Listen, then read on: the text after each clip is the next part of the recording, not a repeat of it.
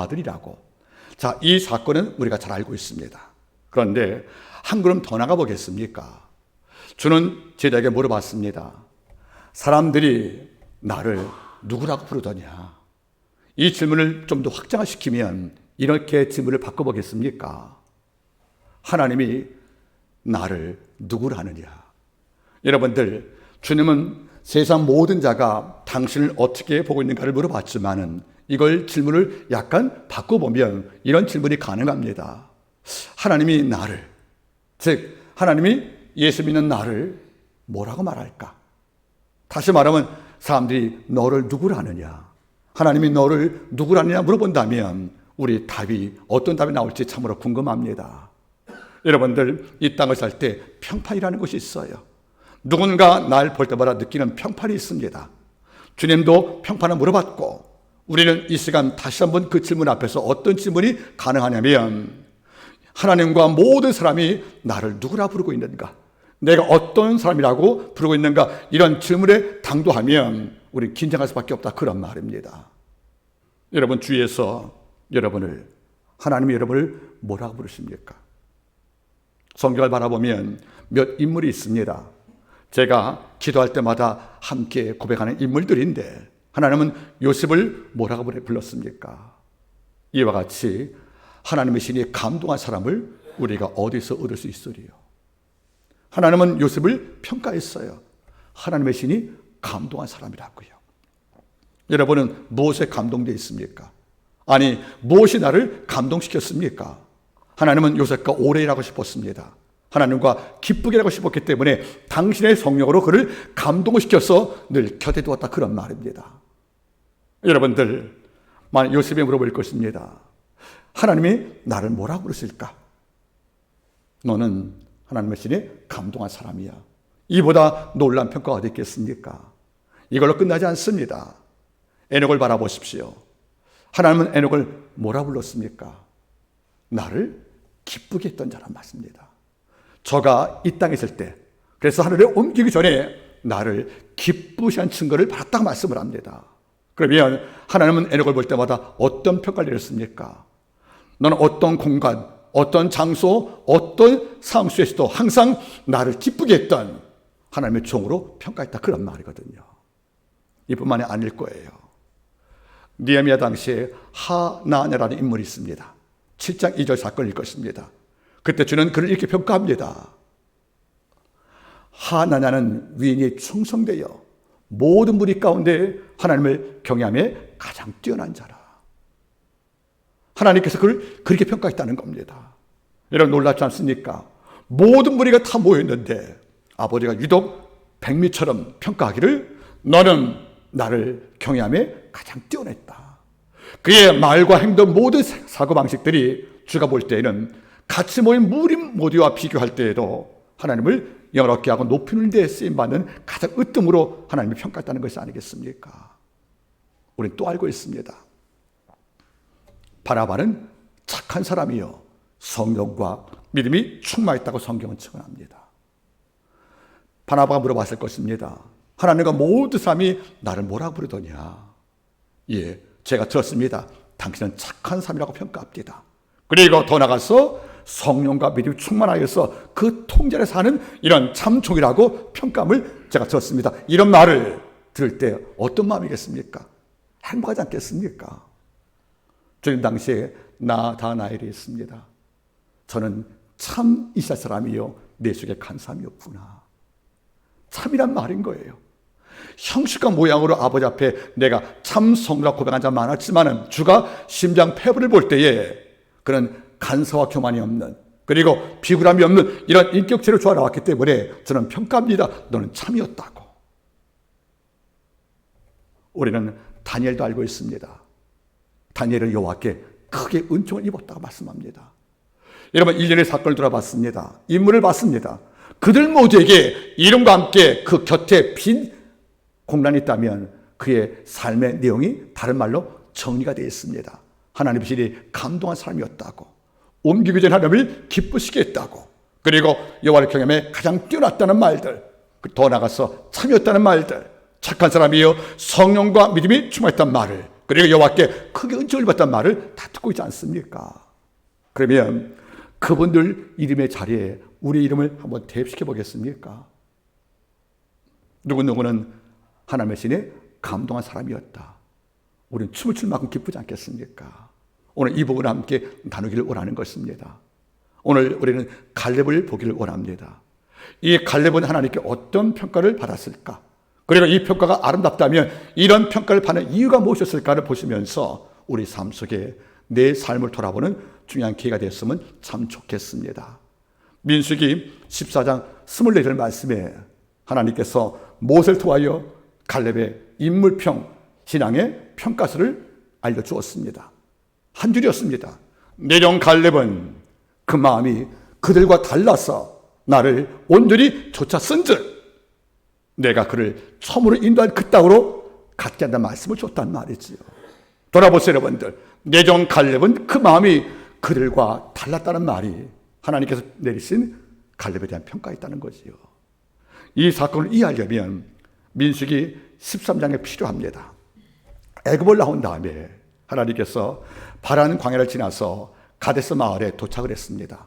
이른바 가데스 마디아 마을인데 이 마을에서 멀리 바라보니까 강 건너 약속의 땅이 보이는 거예요.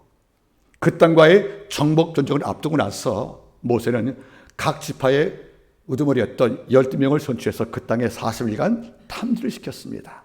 다시 말하면 12 정탐꾼을 그 땅에 보낸 목적은 두 가지입니다. 하나는 주가 주신 그 약속의 땅이 얼마나 아름다운지를 미리 보고 나서 소망을 갖고 그 땅에 가자, 그런 말인 거예요. 또 한 가지는 그 땅의 형세와 지형을 살핀 다음에 우리가 준비할 것이 무엇인가를 알아보기 위해서 탐지한 것이 아니겠습니까? 이런 까닭에 각 지파에 두령했던 12명의 정탐꾼은 굉장한 책무를 받은 겁니다. 그들이 그 땅에서 본 것과 들은 것을 기억하고 이것을 돌아와서 보고를 해야 이걸 듣던 200만 명의 모든 백성들이 소망을 얻을 것이고 그 땅에 대한 전쟁 대비를 통해서 마음을 준비할 터인데, 이런 목적을 갖고 모세가 12 정탐꾼을 파수한 거 아니겠습니까? 그는 40일 동안 그 땅을 탐지했습니다. 성경 지도 기록을 보면 40일 동안 그 12 정탐꾼이 마을을 몰래 방문 안 했겠습니까? 그 방문한 모든 길을 자로 재보니까 여러분들 372km였답니다. 여러분들 서울 부산거리를 40일간 탐지했다는 거예요. 그러니까 은밀히 가서 복장을 감추고 또는 밤에 움직이면서 그 땅에 있는 모든 도시를 다 방문했고 또 군사지역을 함께 기록을 하고 또 도로와 모든 통로들 또는 보급로 이걸 다 기록한 자료를 갖고 돌아오는 것이 바로 목적이었다는 것이 아니겠습니까? 40일 위에 그는 올 때 에스겔 골짜기에 있는 포도를 어깨에 메고 왔답니다. 여러분, 포도를 어깨를 메고 왔다는 말은 무슨 말이에요? 그 포도의 풍성함이 비교할 수 없다는 거 아니겠습니까? 성경은 말씀하거든요. 포도가 막 필 때란 말 나오는 것이니까 아직 끝물이 아니라는 거예요. 처음부터 이 포도가 풍성했다는 겁니다. 그러면 끝물 때는 더할 나위가 없다는 거 아니겠습니까? 이걸 메고 왔다는 거예요. 40일 이후에 모세가 가운데 서 있고 12 정탐꾼이 백성 앞에서 이른바 탐지 보고서를 아릅니다. 이 보고서가 바로 오늘 본문에 바로 전에 있는 13장 말씀일 것입니다. 보시겠습니까? 13장 31절. 그와 함께 올라갔던 사람들이 가로되 우리는 능히 올라가서 그 백성을 치지 못하리라. 그들은 우리보다 강하니라 하고 이스라엘 자손 앞에서 그 탐지한 땅을 악평하여 가로되 우리가 두루다니며 탐지한 땅은 그 거민을 삼키는 땅이요 거기 본 모든 백성은 신장이 장대한 자들이며 거기서 또 네피림 후에 아낙자손 대장부들을 보았나니 우리는 스스로 보기에도 메뚜기 같으니 그들의 보기에도 그와 같았을 것이라. 여러분, 여기서 세 가지를 말합니다. 그 땅을 악평할 때 세 가지를 보고합니다. 첫째, 그 땅은 거민을 삼키는 땅이라는 거예요. 누구든지 그 땅을 들어가면 살아올 수가 없다는 겁니다. 다시 말하면 날랜 군대가 들어가도 철저히 준비할 그 땅을 들어가도 그 땅에 들어간 족족 그 땅은 침자를 삼킬 땅이기 때문에 생존 불가한 지역이니까 그 땅을 갈 수 없다는 것이 바로 첫 번째 보고입니다. 두 번째는 뭔지 아십니까? 그들은 우리보다 강하다 이렇게 말하는 거예요. 그들은 장대한 신체와 무기를 갖고 있기 때문에 우리같이 약한 자가 그와 대적을 하면 우리의 패배는 명확한 것이고 우리는 결코 그 땅을 얻을 수 없다는 것이 바로 두 번째 고백이었습니다. 세 번째는 그들이 볼 때 우리는 메뚜기라고 말합니다. 자기의 보호 능력이 없는, 한번 밟으면 그 생명을 잃어버리는 이런 약한 존재라고 스스로 비하했다는 겁니다. 여러분, 냉정히 따지면 이 고백은 잘못된 게 아니에요. 본대로 말한 것이니까. 그런데 그들이 하나 실수한 게 있습니다. 능히 그 땅을 우리가 올라가지 못한다고 말하지 않았습니까? 그런데 여러분, 정탐꾼을 파송할 때 하나님께서 이렇게 말씀했습니다. 13장을 보면은 1절과 2절 보겠습니까? 여호와께서 모세에게 일러 가사대 각 사람을 보내어, 그 다음 말이 뭐죠? 내가 이스라엘 자손에게 주는 가나안 땅을 탐지하며. 여러분, 그 땅은 아버지가 준 땅이라는 거예요. 그러니까 너희가 뭘 받든 어떤 평가를 내든 간에 아버지의 답은 무엇입니까? 그 땅을 주었다는 거예요. 다시 말하면 너희에게 준 땅을 내가 탐지시킨 것이지 그 땅을 탐지한 다음에 전쟁에 가서 이겨서 그 땅을 갖겠다는 말이 아니란 말이에요. 바꿔 말하면 이미 그 땅은 주었다는 겁니다. 이 주은 땅을 가서 확인해보고 그 땅이 얼마나 좋은지를 누리면서 돌아와서 이런 즐거움으로 그 땅을 치라는 것이 아버지의 소원인데, 그들은 뭐죠? 그 땅은 우리를 삼킬 것이라고. 아버지가 준 땅이라는 말의 약속은 다 잊어버리고 그들 기억은 뭐만 남았습니까? 현실만 바라보니까 그 땅은 성벽도 단단하고 군사는 거대한 장부였고, 그리고 더 나가서 우리가 그 땅을 바라볼 때 그 땅은 천의 요소이기 때문에 정복 불가한 땅이라고 평가하니 하나님 볼 때 어떤 마음이겠습니까? 얘들아, 내가 그 땅을 너에게 준 땅이야.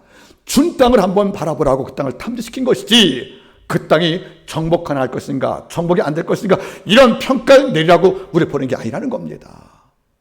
우리 이럴 때가 있어요.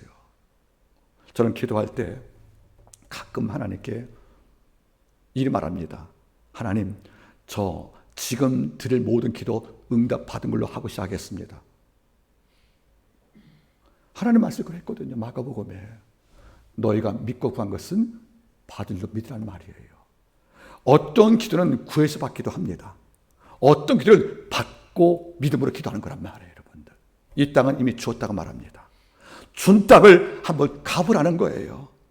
전쟁 때 우리 피해를 최소화시키기 위해서 그 땅을 탐지한 것이지 그 땅을 다녀와서 이 땅이 정복 가능할까? 안 될 거 하고 전략을 짜라, 그런 말이 아니었단 말이에요. 그런데 어떤 뭐가 있습니까? 그 땅은 들어가지 못합니다. 이걸 누가 들은 거예요? 갈렙이 들은 거예요. 순간 갈렙이 마음이 분개가 납니다. 이럴 수가 있느냐. 소망을 주려고 그 땅을 가서 탐지시켰는데 절망을 보고 해서 그 땅을 앞던 백성한테 통곡하게 만들었으니 갈렙은 참을 수가 없다는 것이 아니겠습니까? 갈렙은 이렇게 말합니다. 14장을 바라보세요. 백성들이 4장에 이렇게 말씀했습니다. 이에 서로 말하되 우리가 한 장관을 세우고 애굽 땅으로 돌아가자. 그 땅은 우리가 지내 못하니까 돌아가재요. 애굽 땅으로 다시 가재요. 근데 하는 말이 뭐죠? 한 장관을 세우고. 그럼 이제까지 이 백성은 누가 인도했습니까? 모세지요. 그럼 모세 외에 다른 한 장관이면 모세를 탄핵하고 새로운 인물을 세워서 다시 돌아가자는 것이 아니겠습니까? 그러면 이걸 엄청난 반란입니다. 모세가 애굽을 나오게 하고 40년을 광야에 인도해 왔는데 그들은 어떻게 대책을 세웠습니까? 이제는 모세의 말을 따를 수 없다는 거예요.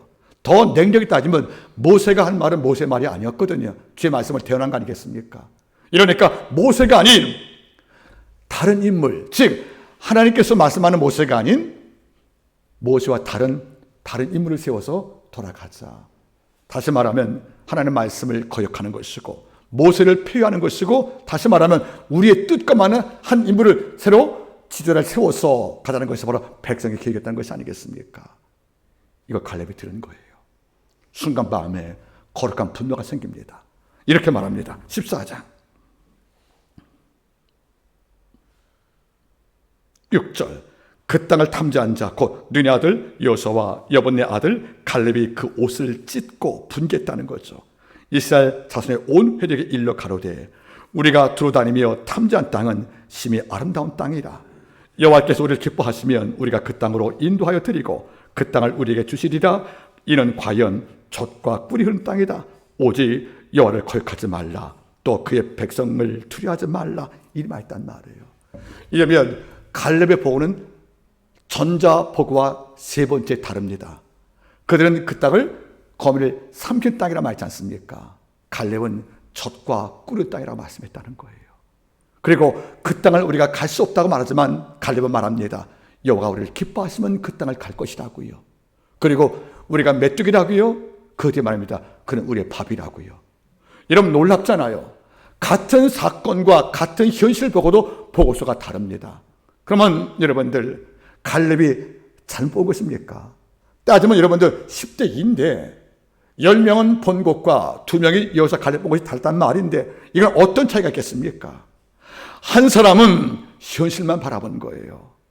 여기서 갈렙은 약속의 눈을 갖고 그 땅을 바라봤다는 겁니다. 그 땅은 비록 강성하고 우리 삼킬 만한 능력 있는 땅이고 우리는 장부가 아닌 메뚜기처럼 약할 것이고 그 땅에 들어가면 우리가 다시 얻지 못할 만큼 패배가 예견된 땅이지만 그 땅을 본 것입니다. 하나님이 우리를 기뻐하시면 그 땅을 들어갈 것이요. 여러분 현실을 보고 기죽지 말기를 바랍니다. 현실 보고 무릎 꿇기지 않기를 바랍니다. 현실 보고 이 문제가 날 삼킬 것이야. 이 문제는 장단 거부라서 나는 메뚜기처럼 약하니까 감당 못할까 이런 말로 그 땅의 백성과 싸우기 전에 미리 죽지 말라 그런 말이에요.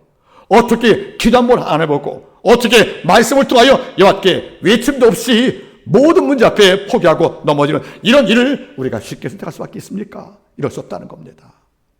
이걸 아버지가 다 들으신 거예요. 우리는 메뚜기야. 갈렙은 그가 우리의 밥이야.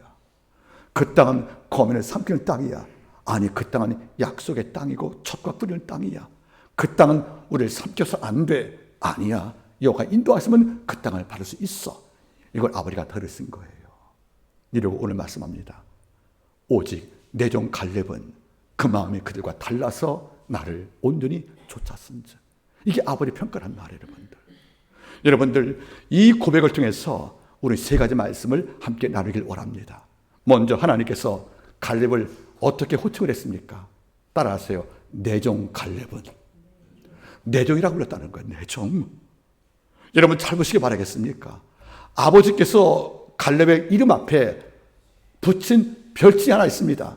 얘는 내 종이라는 거예요.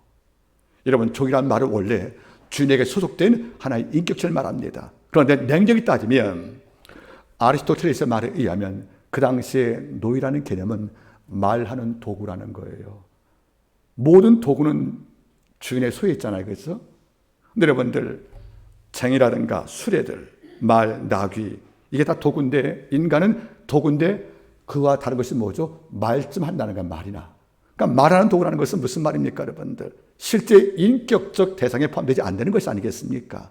이러니까 어찌 보면 종이란 말은 자유가 없고 더 냉정히 따지면 사람들을 받지 못한 이런 존재일지 모르겠지만 이 의미는 다다는 거예요. 하나님께서 만약에 나를 내정 불렀다는 말은 인격이 없는 도구로 말하는 것이 아니라는 것입니다. 이것은 무슨 말이겠습니까? 내 말을 전적 신뢰하는, 내 약속을 끝까지 의지하는, 그리고 내가 믿을 수 있는, 그리고 내게 진짜 속하여 나와 함께 움직이는 나의 분실까지 존재 말할 때 내 종으로 평가했다는 거 아니겠습니까? 우리 가끔 정말 마음에 드는 벗이 있으면 이래요. 내 벗. 여기 내란 말은 단순한 소유격을 말하는 게 아니에요. 내게 속했다 말하는 것이 아니라 그와 나 사이에 거룩한 교제가 있고 그와 나 사이에 마음의 일치가 있고 그를 믿고 그가 나를 신뢰하는 이런 인격적 신뢰 관계를 평가할 때 내 족이란 말을 붙인 것이 아니겠습니까? 중요한 문제예요. 성경을 바라볼 때 욥이라는 인물이 있지요. 욥기 1장 8절 볼 때 같은 말이 나옵니다. 사단이 이 땅을 다 돌아온 다음에 하나님 앞에 서 있는 장면이 나오는데 그때 하나님 물어보십니다. 내가 어디에 있었느냐 물어보니까 사단이 뭘 합니까? 내가 여기 다 다녀봤다고. 그러니까 다 봤다는 거예요. 탐자됐어요. 이럴 때 욥기 1장 8절 말씀에 하나님 이렇게 말씀하십니다. 너 혹시 이 땅을 다니면서 내 종 욥을 위하여 보았느냐? 욥을 뭐라 평가합니까? 내 종이라고 말합니다. 그란 말이 뭐죠, 여러분들? 그와 같이, 즉 욥같이 순전하고 정직하며 하나님을 경외하고 악을 떠난 자가 세상에 없느니라. 순전했고 정직했고 여호와를 경외했고 악을 떠났기 때문에 아버지는 당신 마음과 욥이 합했다는 거예요. 이렇게 인격적 부합, 마음에 합한 마음이 되니까 그를 뭐라 부릅니까? 내 종 욥이라 불렀다는 말입니다. 전 바로 이겁니다. 우리가 정말로 아끼면 내 아내, 내 가족, 내 삶이란 뜻이에요. 오해하지 말기 바랍니다. 내 종, 그러니까 이 편과 저 편에 가는 편가를 말하는 것이 아니라는 겁니다. 여기에 내 종이란 말은 내가 믿을 수 있는, 그리고 나에게 전적으로 속해 있는, 그리고 나하고 분리할 수 없는 이런 인격적 신뢰는 이루어진 관계를 말할 때 내 종 이렇게 말하는 것이 아니겠습니까? 욥과 갈렙이 이 호칭을 들은 유일한 인물들입니다. 저는 여러분께 여쭤보신 마음이 있습니다. 여러분 누구의 종입니까? 내 종이란 말은 의미가 두 가지가 있는 거예요. 하나는 너는 누구의 종인가를 물어보는 겁니다. 네가 하나님을 보실 경우에 하나님께서 너를 내 종으로 말한 이런 종인지, 아니면 세상의 종인지, 물권의 종인지, 정력의 종인지, 야망의 종인지, 이런 모든 질문이 하나가 포함되는 것이 하나가 있고, 두 번째는 종은 종인데 어떤 종이냐는 거예요. 욥처럼 여러분들 순전과 정직과 여호와를 경외하고 악을 떠난 이런 인격을 갖춘 이런 종인 것인가를 함께 묻는 것이 아니겠습니까? 저는 이 본문을 읽을 때마다 항상 그 질문이 계속 반복돼요. 내 종 갈렙은 그러면 내 종 다음에 제 이름을 넣을 수가 있겠는가? 이걸 읽을 때 죄송하지 않은가? 그리고 나는 누구의 종인가? 그리고 나는 어떤 종인가? 이런 질문이 끊임없이 제 마음을 설레갈 때가 있습니다. 하나님은 갈렙을 내 종이라고 했다는 겁니다. 이 땅에 많은 주종이 계시고 많은 하나님의 일꾼들이 계십니다. 이 가운데 과연 아버지가 내 종이라고 평가할 적이 얼마 되겠는가 하고 우리가 고민한다면 좋은 답을 얻기는 쉽지 않지 않겠습니까? 여러분들 어떻습니까? 사도 바울은 34년간의 선교여행 가운데서 많은 편지를 쓰고 많은 재를 키웠답니다. 그런데 디모데와 디도에게 쓴 호칭 하나가 있어요. 디모데를 평가할 때 디모데전서 1장 2절 말씀에 믿음 안에서 참 아들된, 이렇게 평가했단 말이에요. 그럼 바울의 제자가 많을 터인데 이 많은 제자 가운데 디모데를 평가할 때는 말이 뭐죠? 나의 참 아들이라고 불렀다는 거예요. 참 아들. 또 한 인물이 바로 디도인데 디도서 1장 4절 말씀을 볼 때 역시 주 안에서 참 아들인 디도, 이렇게 말한다는 거예요. 이런 바울은 가정을 이룬 적이 없습니다. 당연히 아들이 없지요. 그러나 수많은 제자가 당신의 수하 있었지만 그는 단 두 인물, 디모데와 디도 외에는 참 아들 말을 쓴 적이 없다는 거 아니겠습니까? 그러면 내종 갈렙, 내종 욥이란 말과 참 아들 된 디모데와 디도란 말은 같은 맥락이 아니겠습니까? 저는 담임 목회라고 한마음교회를 이끌고 있습니다. 우리에게 모든 성도를 바라볼 때 저는 꼭 이렇게 표현합니다. 주가 주신 하나님의 양인 내 성도. 물론 하나님의 양입니다. 그런데 만약 여러분들 신앙이 다르고 인격이 다르고 삶의 내용이 달라서 같이 예수 믿지만은 내 종이다, 내 성단 말을 붙일 수 없는 상황이 있다고 치면 이보다 슬픈 사건이 어디 있겠습니까? 여러분 잊지 말길 바랍니다. 하나님은 갈렙을 내 종이라고 분명히 말씀을 했습니다. 이 말을 다르게 말하면 같이 파송되었던 10명의 정탐꾼은 하나님 볼 때는 내 종이 아니라는 겁니다. 여호사를 빼고 나머지 10 정탐꾼은 아버지가 기뻐하는 보고가 아니었고 약속에 눈 감고 그 땅을 탐지 않았기 때문에 백성을 절망시켰던 이런 자였기 때문에 그 나머지 10명의 지파의 두령 앞에서는 내 종이라는 호칭을 쓴 적이 없다는 것이 아니겠습니까? 전 여러분이 아버지 앞에 내 종이란 말을 듣기를 원하는 겁니다. 그런 고백을 우리가 주 앞에 기도하기를 바라는 것입니다. 가끔 저는 돌아볼 때가 있습니다.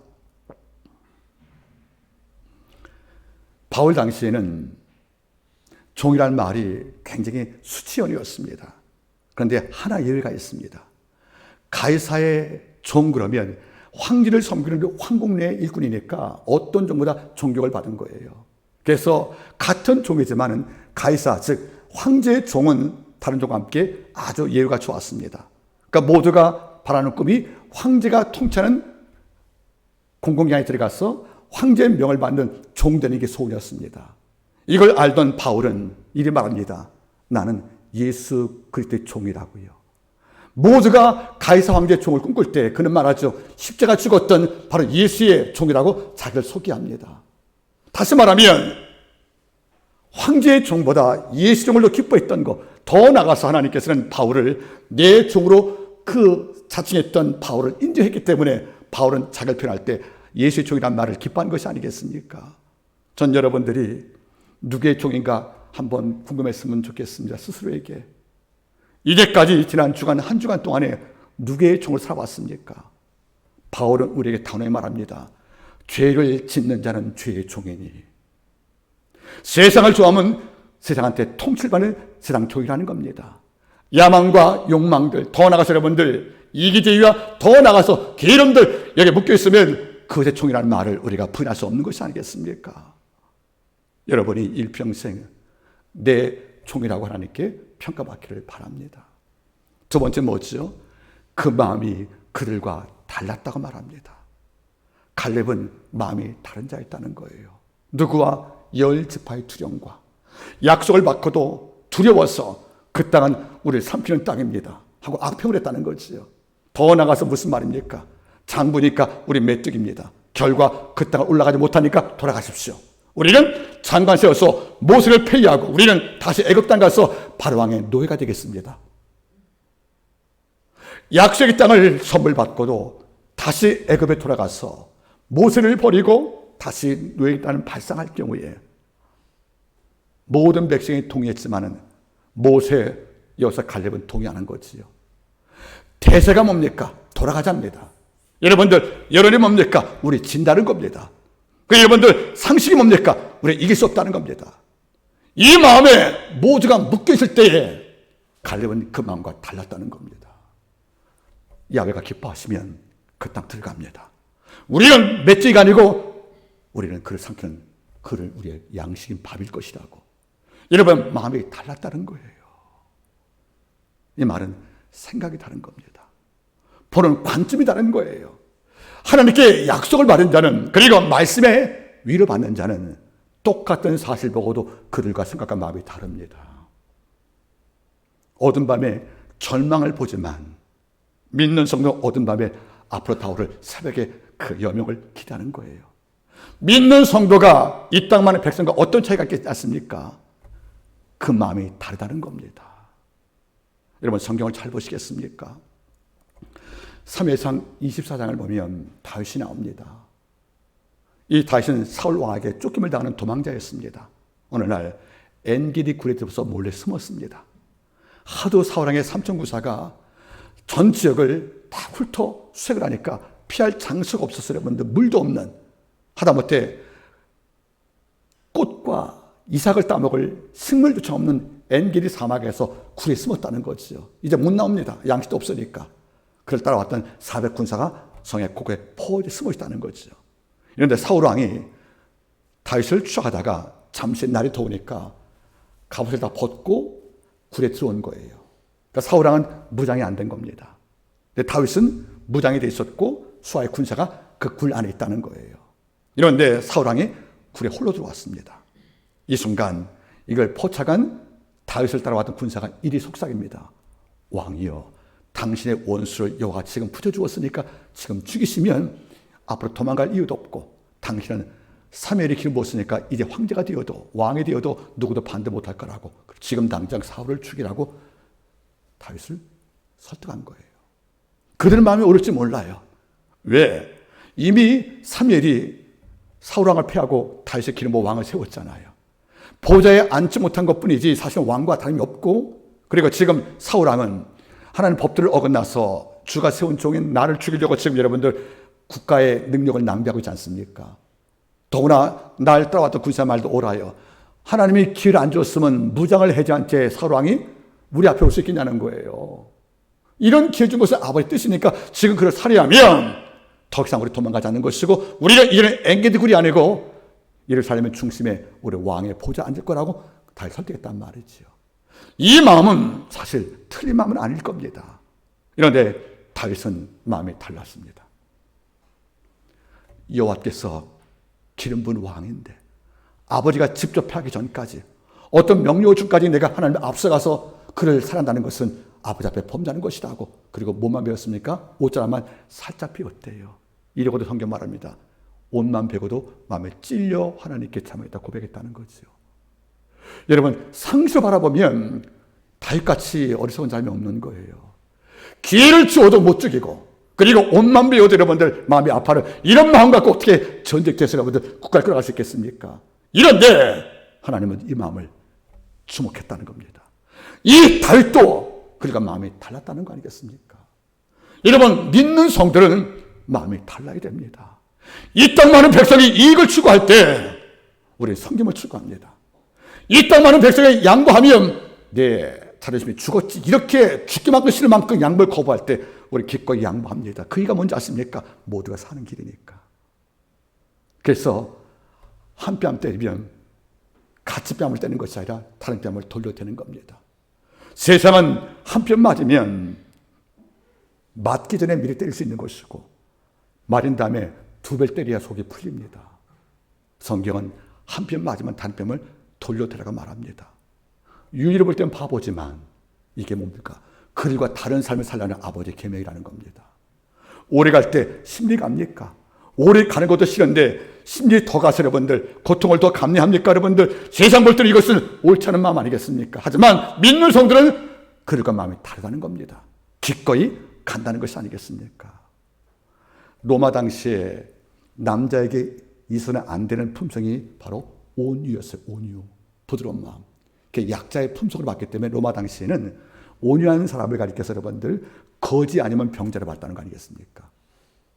그런데 로마가 통치하는 그 문화 속에서 온유라는 감정, 부드럽고 너그러운 감정이 약자의 취약으로 알던 그런 문화 속에서 주는 말씀한 거예요. 나는 마음이 온유하고 겸손하니. 주님도 로마 당시에 있었던 바로 그들의 마음과 다른 삶을 산 것이 아니겠습니까? 여러분들 어때요? 똑같은 사건 벌어지면 누구는 이익을 생각하지만 누구는 아버지의 영광을 생각하잖아요. 이익을 볼 때 옳은가 바라보고 부정한 뇌물과 잘못된 것을 우리가 멀리 하시는 마음을 우리가 왜 갖는 것이겠습니까?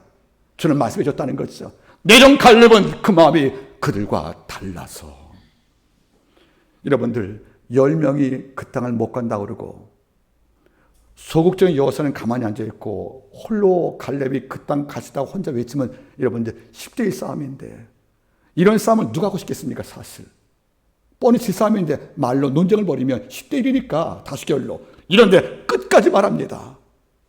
여호와께서 우리를 기뻐하시면 그 땅을 들어갑니다. 우리는 메뚜기라고 스스로 피하지 마십시오. 약을 함께 하시면 그는 우리의 먹잇감이라 고백하잖아요. 하나님 말씀하는 거죠. 같은 상황을 보고도 마음이 달랐구나. 믿는 성도는 말 한마디도 여러분들 은혜롭게 해야 됩니다. 말 한마디 여러분들 복되게 할 필요가 있다는 거예요. 왜 우리가 우리 말 속에 여러분들 가시와 독을 심습니까? 우리 말 아래 바울의 표현대로 고려서 말씀입니다. 우리 말을 소금을 뿌리듯 은혜롭게 하여 듣는 자에게 은혜를 끼치게 하라. 여러분들 믿는 성도가 말과 생각, 태도가 달랐으면 참 좋겠습니다. 참 저는 이걸 느낍니다. 또 욥을 바라보겠습니까? 욥이 동방에 모였습니까? 어떤 부자였대요. 여러분들 양이 7천, 약대가 여러분들 3천, 소가 500결이 10자씩, 동방제가 부자 아닙니까 여러분들? 이런데 짧은 순간에 10자녀가 목숨을 잃었고, 여러분들 종이 다 사망을 했고, 모든 소유했던 소유물이 다 파괴가 되었고, 육체가 병들고 여러분들 재기불능의 상태에 빠진 거예요. 이럴 때 욥의 아내가 뭐라 했습니까? 당신이 정말로 그렇게 늘 하나님을 기뻐하고 자식이 생길 때마다 끝나고 나면 죄질까봐 속죄 번제 드릴 만큼 충성을 다한 그 하나님께서 당신의 모든 걸 다 뺏어갔느냐고 하고 반발한 욥의 아내가 뭐라 했습니까? 하나님을 저주하고 죽으라고. 그럴 수 있는 겁니다, 여러분들. 아니, 화벌 단행이라고 고통도 한 개씩 와야 여러분 버틸만 하지. 한순간에 10자씩, 육체 건강, 아내 도망치고 자식이 다 죽고 여러분들 재물 다 파산되었다. 이거는 감당 못할 거란 말이에요. 이렇게 한꺼번에 재앙 비슷한 저주를 주었던 이런 여호와를 지금도 순전한 마음으로 찬양하고 기뻐하겠습니까? 나 못합니다. 하나님 저주하고 죽어 당신. 이런 말 틀린 말 아닙니다, 여러분들. 그런데 욥은 마음이 달랐어요. 여자여, 당신 말이 어리석도다. 내가 여호와께 복을 받았은즉 저주받는 것이 뭐 다른 문제더냐 하고 입술로 여호와를 찬미하더라. 욥도 마음이 달랐다는 거예요, 여러분들. 성령을 받으면 생각 마음이 달라져요. 네가 어떤 일상의 생속에서 예수 믿기 전에 모든 생각이 다 전복되고 뒤집어집니다. 그래서 우리는 다른 생각한다는 뜻이 아니겠습니까? 다시 말하겠습니다. 세상이 그리스도인을 주목하는 것은 그리스도인을 믿는 교리가 특별해서가 아니에요. 교리가 특별하기 때문에 우리를 주목하는 것이 아니라 우리가 선택한 삶이 특별하기 때문에 우리를 주목하는 겁니다. 마음이 다르기를 바라겠습니다. 세 번째가 어떤 말이겠습니까? 내 종 갈렙은 그 마음이 그들과 달라서 나를 온전히 좇았은즉. 뭐죠? 온전히 좇았은즉. 여기 온전한 말 주목하시기 바랍니다. 히브리말로 콜레브라고 그래요. 콜은 뭐죠? 전부. 레브는 심장이에요. 심장을 다하여서. 우리말로 전심으로. 그런데 다른 말을 번역하면 남김없이 하나님께 헌신했단 말이에요. 여러분, 하나님께서 말씀합니다. 갈렙은 적당히 날 쫓아온 게 아니다. 적당히 날 따라온 것이 아니다. 그리고 갈렙은 변덕스럽게 좋을 때와 나쁠 때가 확연히 구분되어서 날 따른 것이 아니고 일상의 모두가 한결같이 온전히 나를 쫓아왔다고 하나님이 그를 증명했다는 겁니다. 온전입니다. 남김없이 아낌없이 그리고 전부를 다해 사람을 기쁘게 했다는 것이 바로 아버지의 평가 아니겠습니까? 여러분들, 우리 이게 어려워요, 여러분들. 전심을 다하는 마음을 이게 어렵지 않습니까? 한번 돌아보시겠습니까, 여러분들? 사무엘 예언자를 보면 그가 사무엘상 12장에서 은퇴를 합니다. 은퇴할 때 자기 후임으로 요엘과 아비야 두 아들을 사사로 이어주려고 백성 앞에 건의하니까 백성들이 사무엘 두 아들을 거부했어요. 우리가 알죠, 여러분들? 그 하는 말이 뭐죠? 당신의 두 아들 요엘과 아비는 당신과 같지 않기 때문에 우리는 인정할 수 없다고 그래서 비토를 행사한 겁니다. 결국 뭡니까? 사무엘대로 예언자가 끊길 수밖에 없는 상태가 된 거 아니겠습니까? 이러자 그들은 왕을 요구했습니다. 그래서 결국 사무엘은 은퇴합니다. 은퇴할 때 그가 3상 12장에서 은퇴 설교할 때 이런 말합니다. 내가 오랫동안 당신 사이에 출입을 했다. 내가 당신들 곁에 오래 출입할 때 내가 누구의 뇌물을 받고 재판을 굳게 했더냐? 누구의 나귀와 당나귀를 치웠더냐? 이게 있으면 지금 내게 고하라. 백제마대 없었나이다. 이게 온전히 쫓은 것입니다. 신학교 교장으로, 예언자로, 왕후선 킹메이커로, 국보로, 법을 세웠던 법률가로 이 땅을 통치했던 정권을 얻은 이 사무엘의 권력에 정점이 있었지만 이 한 번도 이 권력을 남편과 오용한 적이 없다는 거예요. 그 정도 높은 권력에 정점이 있었으면 모든 자가 그에게 뇌물을 드릴 수 있었던 것이고 그리고 그의 모든 말이 법일진데 모든 백성이 물러가는 사무엘판의 말이 뭐죠? 그런 적이 한 번도 없다고 고백하지 않습니까? 그게 바로 온전히 쫓은 것이 아니겠습니까? 바울도 마찬가지예요. 바울이 로마에 가기 전에 사도행전 20장 33절 이하 보시면 여러분들 두가 장로를 모셔다가 여러분들 작별 인사합니다. 그때 바울이 이렇게 말합니다. 내가 처음부터 당신 사이에 교제할 때부터 내가 당신들의 은과 금을 탐하지 아니했으며 은과 금을 탐하지 아니했으며 바울은 선교사입니다. 이러니까 후원금이 필요했다는 거예요. 선교를 빌미해서 누구한테 금품을 요구할 수가 있다는 겁니다, 여러분들. 이런데 은과 금을 탐하겠다는 말이 무슨 말이에요, 여러분들? 그는 주어진 권위와 주어진 직책 위에서 온전하게 하나님을 바라봤기 때문에 이런 오점을 남기지 않을 것이 아니겠습니까? 이게 복이란 말이에요. 여러분 다니엘 바라보세요. 6장에서 다리오 왕 당시에 총리가 되어서 이 땅을 통치하는 그 사람인데 그를 미워했던 정적들이 그의 뒷조사했습니다. 이런데 형제마저 아무 흠도 찾지 못했다. 하나님은 누굴 기뻐하는지 아십니까?